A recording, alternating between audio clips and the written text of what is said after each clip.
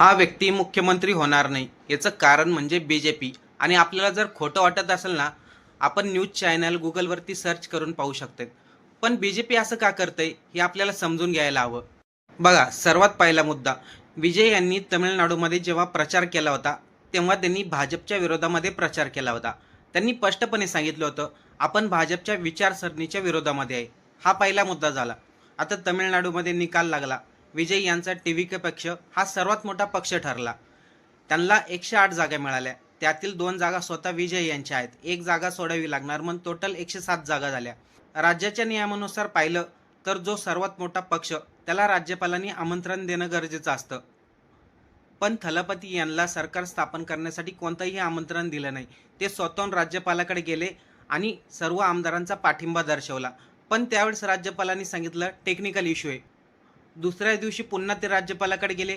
त्यावेळेस राज्यपालांनी सांगितलं पूर्ण बहुमताचा आकडा असल्याशिवाय तुम्ही सरकार स्थापन करू शकत नाही. अशामध्येच त्यांना काँग्रेसने पाठिंबा दिला.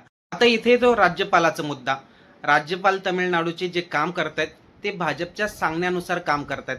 कारण की अनेक जणांनी सांगितलेलं आहे, तमिळनाडू असो, महाराष्ट्र असो, आसाम असो किंवा इतर राज्य असो, या सर्व राज्यांमध्ये जे राज्यपाल काम करतायत ते भाजप जसं सांगतायत तसं काम करतायत.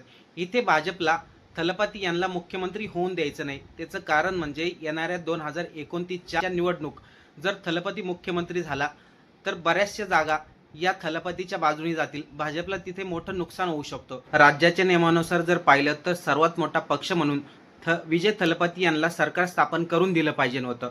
पण इथे राज्यपाल जाणून बुजून त्यांना सरकार स्थापन करून देत नाही आणि सर्व आरोप जात आहेत बीजेपीवरती. आपल्या महाराष्ट्रामध्येही बऱ्याच वेळा घडलंय, ज्यावेळेस बहुमत सिद्ध नसतं तरी देखील सरकार स्थापन झालेलं आहे आणि नंतर ते विधानसभेमध्ये त्याला प्रूफ करून दाखवलंय. पण या ठिकाणी जाणून बुजून विजय थलपती यांना सरकार स्थापन करून दिलं जात नाहीये. आपल्याला जर खोटं वाटत असेल तर आपण गुगल, न्यूज चॅनल इतर जागेवरती सर्च करून पाहू शकताय. आपण याच्यामध्ये काही खोटं सांगत नाही.